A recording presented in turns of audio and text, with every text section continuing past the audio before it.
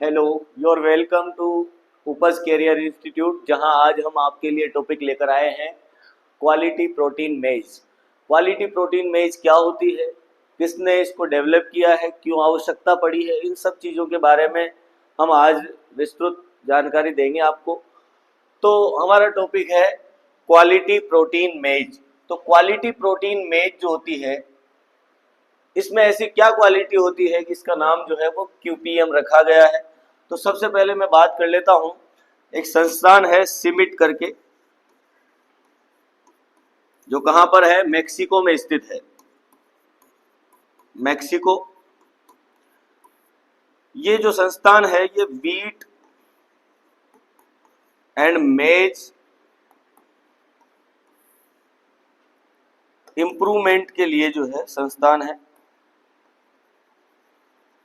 तो मेज and wheat improvement international institute है। तो सिमिट जो है, सिमिट में दो वैज्ञानिकों के कंट्रीब्यूशन से क्यूपीएम को डेवलप किया। एक है एस के वसल, सुरिंदर, जो भारतीय मूल के हैं, सुरिंदर वसल। और दूसरे जो है वो है एव एंजेलिना।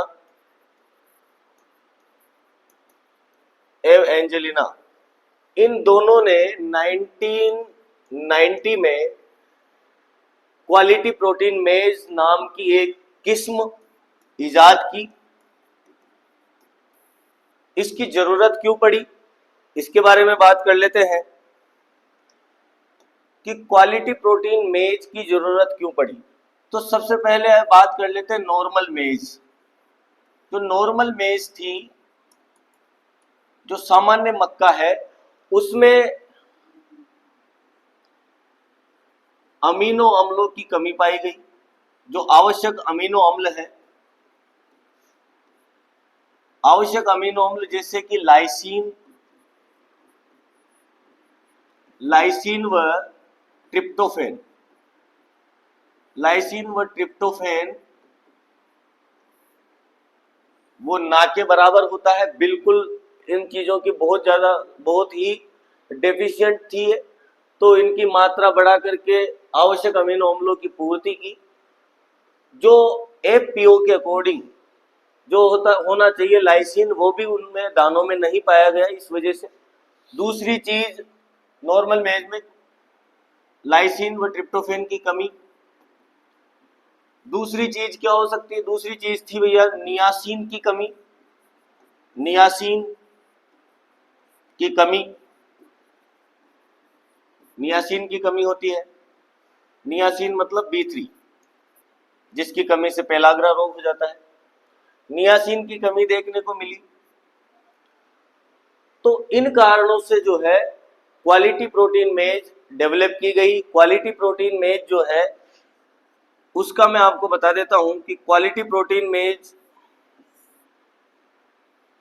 का बायोलॉजिकल वैल्यू जो होता है, बायोलॉजिकल वैल्यू कितना होता है, 80% होता है। बायोलॉजिकल वैल्यू क्या होता है, बायोलॉजिकल वैल्यू होता है कि बॉडी के द्वारा जो है वो कितना यूटिलाइज किया जा रहा है, कितना बॉडी जो है उसको लेने में इफिशिएंट है, उसे हम क्या कहते हैं, बायोलॉजिकल वैल्यू कहते हैं।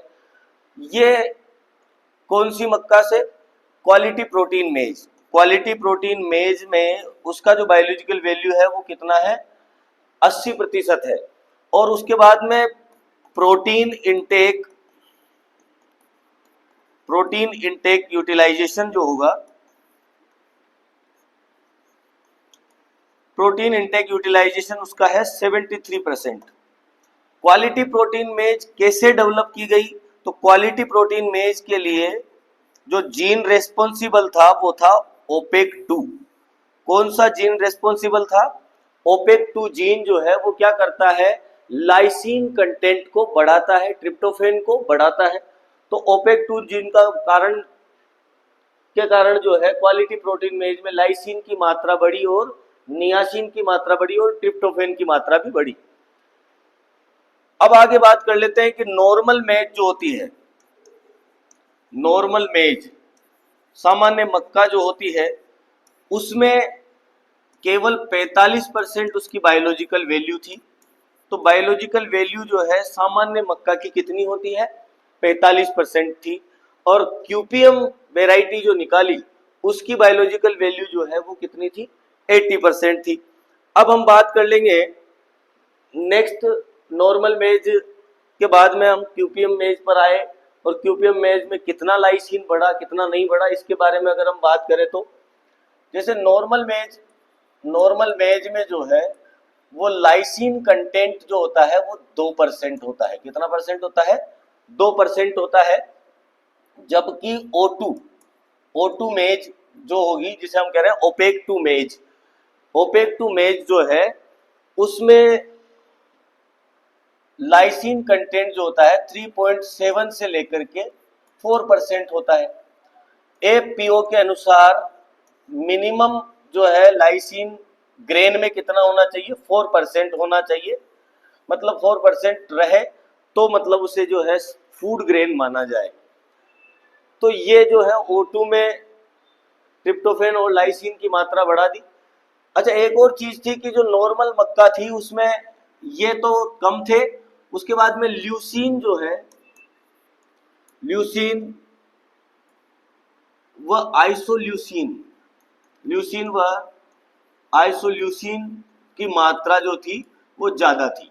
तो क्वालिटी प्रोटीन मेज में ल्यूसीन और आइसोल्यूसिन भी कम हो गया, ल्यूसीन की मात्रा कम।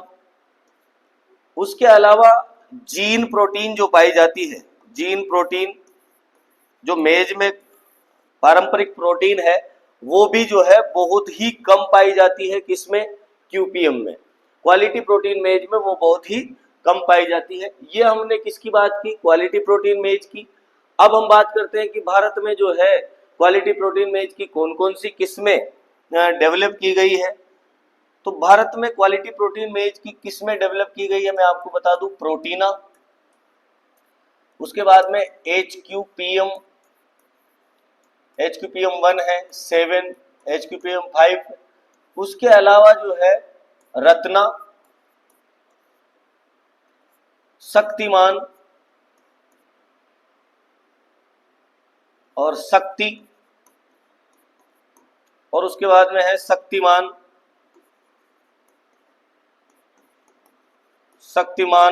1, 2, 3, यह शक्तिमान सीरीज जो है वो डेवलप की गई। उसके बाद में विजय क्यूपीएम। HQPM का मतलब होता है हाई क्वालिटी प्रोटीन मेज। एक और चीज कि ये जो जीन है वो किसने डिस्कवर्ड किया, O2 जीन सबसे पहले किसने देखा कि ये लाइसिन को बढ़ाता है। तो ये जो O2 जीन था इसको देखा किसने, होवार्ड ने, इसे होवार्ड ने देखा। फिर इसके बाद में रीडिस्कवर्ड किया, इसको रीडिस्कवर करने के बाद में इसको नाम दिया गया ओपेक 2। इसको क्या नाम दिया गया, ओपेक 2 नाम दिया गया। और ये देखा है मर्ट्ज ने इसको देखा। तो मर्ट्ज ने इसको सबसे पहले देखा और मर्ट्ज व नेल्सन ने इसको देखा। तो लगभग जो है वो 1935 के बाद में 1964 में इसको देखा। सबसे पहले तो O2 जीन को किसने, 1935 में होवार्ड ने, फिर उसके बाद में होवार्ड जोन्स, जिसको कहते हैं हम क्या कहते हैं, होवार्ड जोन्स ने, और उसके बाद में मर्ज व नेल्सन ने इसको 1964 में 1963 में लगभग ऐसे देखा है, 1964 ही राइट आंसर। तो ये हमने बात की किसकी, ओपेक 2 की। तो ये वेराइटीज थी जिनके बारे में मैंने आपको बताया है। और भी कई सारी चीजें यहाँ पर देखने को मिलती है कि लाइसिन और ट्रिप्टोफेन अमीनो अम्ल की कमी के बारे में सबसे पहले किसने बताया, तो ये टीबी ओबोर्न और एलबी मेंडल ने जो है, मतलब मक्का में लाइसिन की कमी लाइसिन की कमी की खोज किसने की खोज, तो ये था मेंडल। ये वो वाला मेंडल नहीं है, एक तो मेंडल था और एक और बॉन्ड। इन दोनों वैज्ञानिकों ने जो है देखा कि मक्का के बीजों में, मक्का के कर्नेल में इसकी कमी पाई जाती है। ओसबॉर्न और मेंडल, इन दोनों ने लाइसिन की कमी के बारे में देखा। तो ये मैंने आपको बताया है हाई क्वालिटी प्रोटीन मेज के बारे में, जिससे आप संतुष्ट होंगे। तो आज के इसमें क्यूपीएम के बारे में इतना ही था, और नए जो शॉर्ट हम आपके लिए लेके आएंगे, जो कि आपके कॉन्सेप्ट भी क्लियर करेंगे और आपको महत्वपूर्ण जानकारी भी देंगे। धन्यवाद।